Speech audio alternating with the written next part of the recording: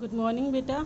कल की वीडियो में अपनी 7th नॉन कोचिंग क्लास में हमने चैप्टर नंबर 2 के बुक वर्क और नोटबुक वर्क लर्न करने शुरू किए थे। कल की वीडियो में हमने किया था कि जो अपने फिल इन द ब्लैंक्स थे, मैच द कॉलम्स और जो ट्रू फॉल्स थे वो मैंने आपको समझाए थे और लर्न करना आपको होमवर्क के रूप में मिला था। आज हम करेंगे उसी के आगे जो आपका डी पार्ट है, जो कि एक तरीके से ऑब्जेक्टिव क्वेश्चन है।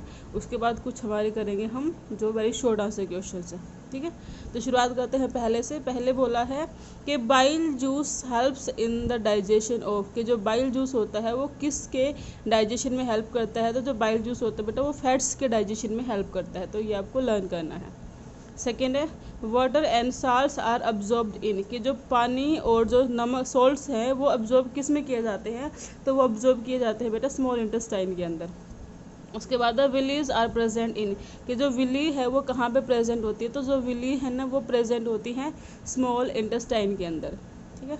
फोर्थ देखो, end products of fats carbohydrates and protein digestions are respectively, कि जब फैट्स का, कार्बोहाइड्रेट्स का और प्रोटीन्स का ब्रोकेज होते हैं, यानी कि जब वो ब्रोकन डाउन होते हैं तो कौन कौन से प्रोडक्ट्स बन के आते हैं। तो अगर हम देखें तो जो फैट्स है ना, तो फैट्स जो टूटते हैं वो किस में टूटते हैं, फैटी एसिड्स और ग्लिसरॉल में। जो कार्बोहाइड्रेट्स हैं वो टूटते हैं ग्लूकोज में, और जो प्रोटीन्स होते हैं वो टूटते हैं अमीनो एसिड में।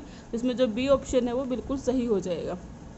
उसके बाद फिर देखो क्या कह रहा है, fingers like outgrowths from the body of amoeba are injection for injection are, क्या बोला कि फिंगर जो अमीबा है उसकी बॉडी में फिंगर लाइक जो आउटग्रोथ बाहर निकलती है इंजेक्शन के लिए, यानी कि फूड को इंटेक्ट करने के लिए, जो अपने बॉडी को फूड के चारों ओर आउटग्रोथ करते हैं, उसको क्या बोलते हैं। तो उनको बोलते हैं हम सूडोपोडिया। ठीक है, तो इसका हो जाएगा बी। 6th देखो, the first chamber of compound stomach, जो कंपाउंड स्टमक है जो कि मेनली रूमिनेंट्स के अंदर होता है, उसका जो पहला चैम्बर है उसका क्या नाम है। तो उसका नाम है रूमेन।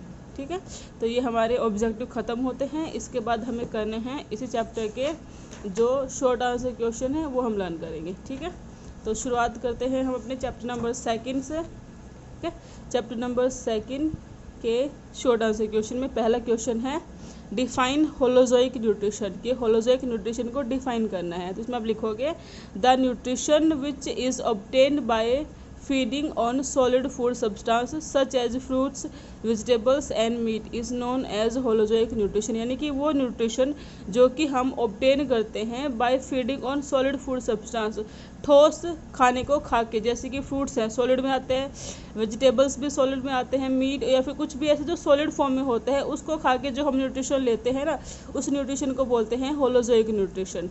ठीक है। सेकेंड है how does our tongue help in digestion of food, के जो हमारी टंग है यानी कि जो हमारी जीभ है वो डाइजेशन में किस प्रकार हेल्प करती है। तो आप लिखोगे टंग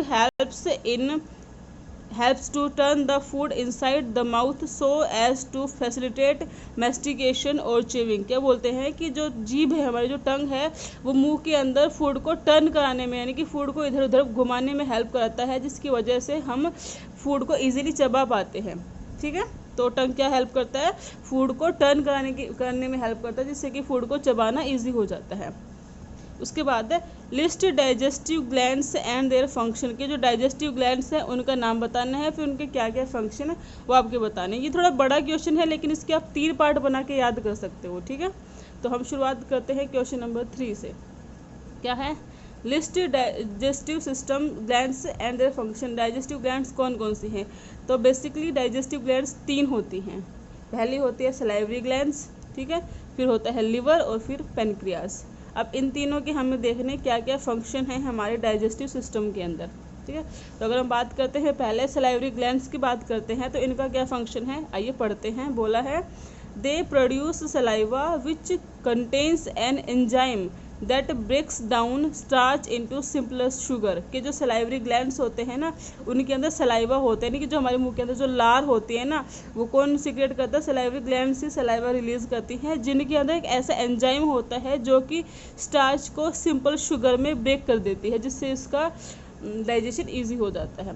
ठीक है, तो सलाइवरी ग्लैंड का क्या रोल है, सलाइवरी ग्लैंड सलाइवा रिलीज करती है जो जिसमें कि एक ऐसा एंजाइम होता है जो स्टार्च को सिंपल शुगर में ब्रेक करता है।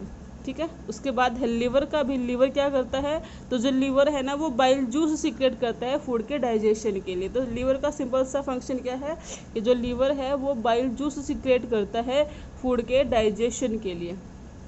उसके बाद अगला है, अगली जो हमारी जो डाइजेस्टिव ग्लैंड है जिसको हमने पैनक्रियाज बोला है, उसका क्या फंक्शन है एक बार देखो, लिखा है it secrets pancreatic juice for the partial breakdown of carbohydrates fats and proteins. क्या बोला है कि जो पैनक्रियाज है वो क्या करता है, वो एक पैनक्रियाटिक जूस रिलीज करता है जिसका काम क्या होता है, जो कि कार्बोहाइड्रेट्स फैट्स और प्रोटीन्स का पार्शियल ब्रेक डाउन करता है, यानी कि उनको कम्प्लीटली ब्रेक डाउन नहीं करता, उनका सिर्फ पार्शियल ब्रेक डाउन करता है। ठीक है, तो क्या क्या रोल है डाइजेशन में सलाइवरी ग्लैंड्स के, लिवर के और पैनक्रियाज के, समझ में आए होंगे।